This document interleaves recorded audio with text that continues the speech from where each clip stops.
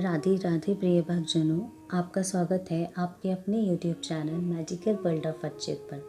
आज हम इस वीडियो में सुंदरकांड में आगे की कथा सुनेंगे। ऐसा ही होगा राजन, दरबारियों ने उच्च स्वर में कहा। वहीं बैठे थे विभीषण, वह चुपचाप रावण और दरबारियों के प्रलाप सुन रहे थे। रहा नहीं गया तो हाथ जोड़कर रावण से बोले, हे लंकेश, मैं तो कहूँगा जो कुछ करें सोच समझ कर करें।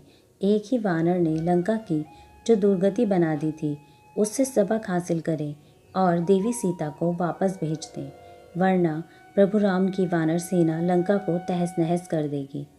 विभीषण की राय पर कोई कुछ नहीं बोला। दरबारी तो मुस्कुराए, जबकि रावण ने सैन्य अधिकारियों से कहा, जाइए युद्ध की तैयारियां कीजिए। युद्ध में राम मेरे बाणों से जीवित नहीं बच सकेगा। इतना कहकर वह उठा और अंतपुर की ओर रवाना हो गया। अगले दिन पुनः युद्ध के बारे में विचार विमर्श करने को दरबार लगा। रावण एक स्वर्ण निर्मित रथ पर सवार लंका के राजपथों से गुजरता हुआ दरबार पहुंचा। सारा दरबार युद्ध के उन्माद से उत्तेजित था। विभीषण ने एक बार फिर अपने भाई को समझाना चाहा। आप एक देवी के लिए व्यर्थ ही सारी लंका को युद्ध की ज्वाला में धकेल रहे हैं। मेरी मानिए, देवी सीता को पाने का विचार त्याग दीजिए। उनकी चाह आपके लिए मौत का फरमान है। प्रभु राम के तीखे बाण मौत बनकर राक्षसों को समाप्त कर डालेंगे। यह आप क्या कर रहे हो विभीषण? मंत्री प्रमुख प्रहस्त ने कहा, भला युद्ध में हमें कौन पराजित कर सकता है? देवता, दानव, गंधर्व, मानव सभी तो हमसे युद्ध में परास्त हो चुके हैं। फिर राम से कैसा डर?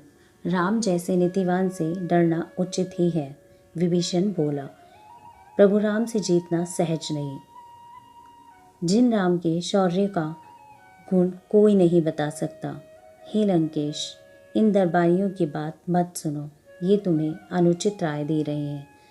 लंका की सुरक्षा के लिए देवी सीता को श्री राम को सौंप दो।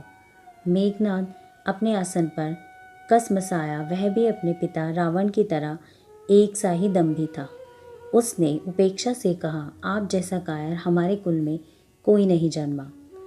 अपने विचार आप अपने पास ही रखें, हम राम से अवश्य टक्कर लेंगे। मेघनाद, तुम अभी बच्चे हो, समझ में कम हो, तुम मेरे मुंह मत लगो। विभीषण ने कहा, दूरदर्शिता इसी में है कि अनमोल उपहारों के साथ देवी सीता श्री राम के सुपुर्द कर दो, वह हमें क्षमा कर देंगे। रावण का गुस्सा 7वें आसमान पर जा पहुंचा। वह क्रुद्ध स्वर में बोला, धिक्कार है आप पर। पुलत्स्य वंश में ऐसा निर्वीर्य राक्षस पैदा हुआ। आश्चर्य, मेरे सामने ही शत्रु की प्रशंसा करते आपको शर्म नहीं आई? सच ही कहा गया है कि सांप के साथ रह लो, शत्रु पर विश्वास कर लो, मगर शत्रु के हितैषी से सावधान रहो। इनका मारा पानी भी नहीं मांगता। तुम निसंदेह हमारा अहित चाहते हो और ऊपर से सहानुभूति दर्शाते हो। तुम मन ही मन मुझसे जलते हो, क्योंकि मेरे बल और ऐश्वर्य का कोई मुकाबला नहीं। अगर तुम मेरे भाई न होते तो मैं इन बातों के बदले तुम्हारी जीभ कटवा देता। यह सरासर तुम्हारा राष्ट्रद्रोह है। ऐसे द्रोहियों का मेरे राज्य में कोई स्थान नहीं। निकल जाओ यहाँ से और फिर कभी मत आना। अपमान से विभीषण का चेहरा रक्तवर्ण हो उठा। वह तत्काल अपने आसन से उठा, साथ में उनके समर्थक मंत्री भी उठ खड़े हुए। उसने रावण से कहा, रावण, आप लंका नरेश हैं और मेरे बड़े भाई। मैं आपसे क्या कहूँ? कटुवचन कहकर मैं अपना धर्म नहीं बिगाड़ना चाहता। आपने राज्य से निकल जाने का आदेश किया है। आपका आदेश सिर माथे पर। मैं जा रहा हूँ और कभी लौटकर नहीं आऊँगा। सच ही कहा गया है, अंतिम समय में बुद्धि भ्रष्ट हो जाती है। इसलिए आपको नहीं पता कि क्या उचित है क्या अनुचित। भगवान आपकी रक्षा करें, आपको सद्बुद्धि दें। यह कह विभीषण अपने 4 मंत्रियों सहित दरबार से बाहर निकल गया। वह जानता था कि रावण अधर्म पर है, अतः वह सागर पार करके सीधे वहां पहुंचा जहां प्रभु राम अपनी सेना सहित डेरा डाले हुए थे। विभीषण सुग्रीव से मिला और बोला, मेरा नाम विभीषण है, लंका नरेश रावण का छोटा भाई। मैं श्री राम का शुभ चिंतक हूँ और देवी सीता की व्यथा से पीड़ित। मैं जानता हूँ रावण ने देवी सीता को हरकर पाप किया है और जब मैंने उन्हें अधर्म के रास्ते विरत होने को कहा तो उन्होंने अपमानित करके मुझे राज्य निष्कासित कर दिया। मैं सबको त्याग कर प्रभु राम के पास आया हूँ, कृपया मुझे उनसे मिला दीजिए। सुग्रीव ने ऊपर से नीचे तक विभीषण को देखा। क्या पता यह कोई रावण की चाल न हो। वह विभीषण को वहीं छोड़कर प्रभु राम से जाकर बोला, हे राम, रावण का छोटा भाई विभीषण आपसे मिलने आया है। आपका क्या आदेश है? तुम ही इस युद्ध के नियामक हो, जैसा तुम चाहो वैसा करो। श्री राम ने जवाब दिया, प्रभु मैं तो यही जानता हूँ कि राक्षसों का कोई भरोसा नहीं, ये एक ही धूर्त होते हैं। यह सही है कि वह रावण का भाई है, पर क्या भरोसा वह हमारा अहित करने आया हो। शत्रु पर सहज ही विश्वास कर लेना हानिकारक है। अन्य वानर वीरों ने भी सुग्रीव से अपनी सहमति जाहिर की, पर वीर हनुमान ने कहा, विभीषण शत्रु है या मित्र, इसका पता तो उसकी चाल ढाल और बोलचाल से सहज ही लगाया जा सकता है। दूसरों के मनोभावों को समझना मुश्किल होता है, पर मुझे तो विभीषण की वाणी सुनकर उन पर संदेह करने को मन नहीं चाहता। विभीषण के चेहरे पर जो ओज है, निडरता और विश्वास है, वह किसी कपटी के चेहरे पर नहीं होता।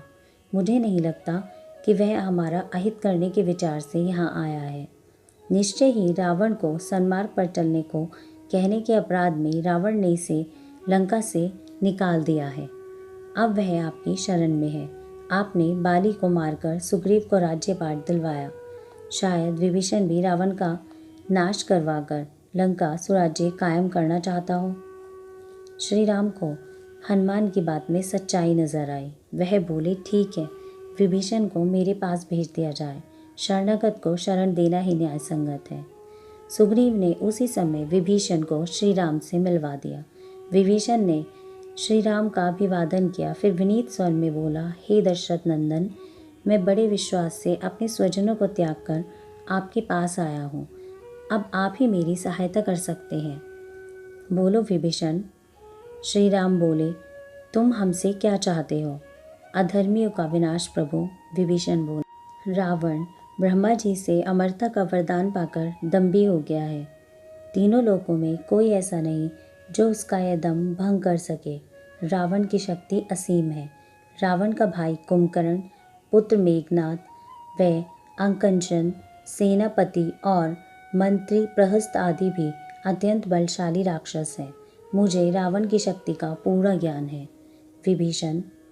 राम बोले, लेकिन उसने सीता का अपहरण करके जो पाप किया है उसका क्या करूं? मैं प्रतिज्ञा करता हूं कि मेरे बाण से वह बच नहीं पाएगा, चाहे वह पाताल में जा छिपे या ब्रह्मा जी की शरण ले।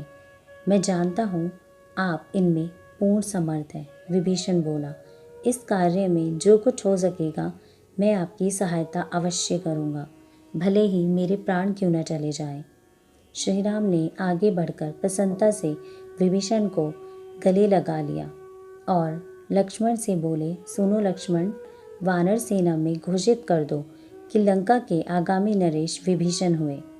अब जाओ, सागर जल लाओ ताकि विभीषण का अभिषेक किया जाए। लक्ष्मण उसी समय श्री राम के शिविर से बाहर निकल गए। जय श्री राम।